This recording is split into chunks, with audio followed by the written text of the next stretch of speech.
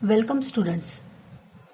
In previous period, we learned basic concepts in geometry, point, line and plane. And also we learn coordinates of points and distance between the points and relation between the distance between the point and their coordinates. Today we have to learn betweenness of the three collinear point. आज आपण 3 collinear point जर दिलेले असतील तर त्यांच्यामध्ये betweenness ही concept काय असते हे आपण शिकणार आहोत. बिटवीननेस ही कन्सेप्ट कोलिनियर पॉइंट साठीच असते. जर 3 कोलिनियर पॉइंट दिलेले असतील तर नक्कीच त्या 3 कोलिनियर पॉइंट मध्ये एक पॉइंट इतर दोघांच्या मध्यभागी असेल. कोलिनियर पॉइंट म्हणजे एकाच लाईनवरती असलेले, एकाच लाईनवर असलेल्या पॉइंटला काय म्हणतात? कोलिनियर पॉइंट असं म्हणतात. समजा आपल्याला पी, क्यू आणि आर हे 3 पॉइंट दिलेले आहेत. Suppose we have P, Q, R the 3 distinct collinear points. समजा आपल्याला पी, क्यू, आर हे 3 कोलिनियर पॉइंट्स दिलेले आहेत. There are 3 possibilities betweenness of their betweenness. समजा आपल्याला 3 पॉइंट्स दिले. समजा ही लाईन आहे. Suppose this is the line. We have 3 points P, Q and R. हे 3 पॉइंट्स आपल्याला दिलेले आहेत. एकाच लाईनवर आहेत म्हणून त्यांना आपण कोलिनियर म्हणायचं. समजा जर हा पॉइंट इकडे असेल तर तो कोलिनियर, हे 3 पॉइंट्स कोलिनियर नसणार आहेत, त्यांना नॉन कोलिनियर म्हणता येईल. मग आणि बिटवीननेस ही कन्सेप्ट कोलिनियर पॉईंटसाठीच आहे. आता पहा, हे 3 जे पॉईंट्स आहेत, ह्या 3 पॉईंट्स आपल्याला सांगितलेत की ते कोलिनियर आहेत. तर काही मुलं काय करतील की हे 3 पॉईंट अरेंज करताना पी आणि आरच्या बिटवीन म्हणजे मध्ये क्यू पॉईंट ठेवतील. पी मग क्यू आणि नंतर मग आर. मग अशा ह्या सिच्युएशनला आपण काय म्हणणार की point Q is between P and R. Point Q is between P and R. काही मुलं काय करतील की P पॉइंट ठेवतील मध्ये. मग आपण या सिच्युएशनला काय म्हणणार? Point P is between Q and R. काही मुलं काय करतील? R पॉइंट मध्ये ठेवतील. अशा सिच्युएशनला आपण काय म्हणणार? Point R is between point Q and P. म्हणजे तिथे आपल्याला 3 केसेस मिळतात.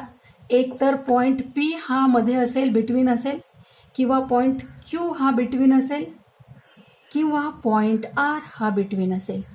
पी आणि क्यू आणि आर यांच्यामध्ये अरेंजमेंट करताना एक तर पी बिटवीन असेल, किंवा क्यू बिटवीन असेल, किंवा आर बिटवीन असेल. आता ह्या तिन्ही केसचं आपण स्टडी करूयात की जर समजा क्यू बिटवीन असेल तर मग त्याला आपण काय म्हणायचं? समजा क्यू हा पीच्या आणि आरच्या बिटवीन आहे. आता पहा, point Q is between P and R. Point Q is between P and R. Diagram अशी असणार आहे. लाईनवरती आधी पी, मग क्यू, मग आर. मग आपण काय म्हणायचं? क्यूला पी आणि आरच्या मध्ये म्हणायचं. आणि ह्याला डिनोट कसं करायचं, म्हणजे हे दाखवायचं कसं? व हे दाखवताना ह्या नोटेशनमध्ये लिहायचं P dash Q dash R. P dash Q dash R हे नोटेशन याचं. P dash Q dash R हे त्याचं नोटेशन आहे. आता बघा, जर क्यू हा मध्ये असेल पी आणि आरच्या, तर पी आर हे डिस्टन्स काय असणार आहे? सगळ्यात मोठं असणार आहे. आणि पी क्यू आणि क्यू आरच्या बेरजे इतकं असणार आहे. म्हणजे distance P R is equal to P Q plus Q R. Distance PR is equal to PQ plus QR. Distance PR is equal to distance PQ plus distance QR. हे कधी शक्य आहे? जर Q हा P आणि Rच्या between असेल. आता आपण सेकंड केस बघूया. R पॉइंट हा P आणि Qच्या बिटवीन आहे. R पॉइंट P आणि Qच्या बिटवीन हे बघा, या सिच्युएशनमध्ये काय असणार आहे? Between point R is between P and Q. लाईनवरती पॉईंट पी आधी, मग आर, मग नंतर क्यू. आणि याचं नोटेशन काय असणार आहे? डिनोटेशन काय असणार आहे? P dash R dash Q. P dash R dash Q हे याचं काय असणार आहे? नोटेशन असणार आहे. P dash R dash Q. Point R is between point P and point Q. Notation आहे P dash R dash Q. आता ह्या सिच्युएशनमध्ये काय होतं? तर distance P Q is equal to distance P R plus distance R Q. बघा कोणती मोठी आहे? P Q. पी क्यू काय असला? पी क्यू काय झाली? P Q is equal to P R plus R Q. P Q is equal to P R plus R Q. आता आपण थर्ड केस बघूया. इथे कोणता पॉईंट बिटवीन आहे? पी.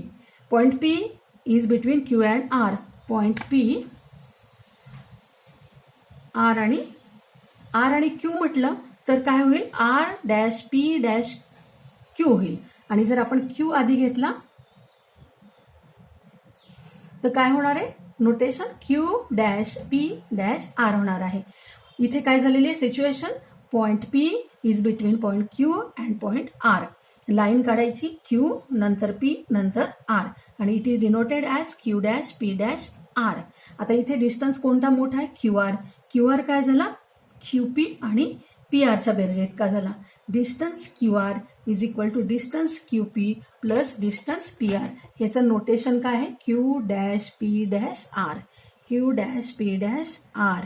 समजा आर इकडे घेतला आणि क्यू इकडे घेतला तर नोटेशन काय होणार आहे? R dash P dash Q होणार आहे.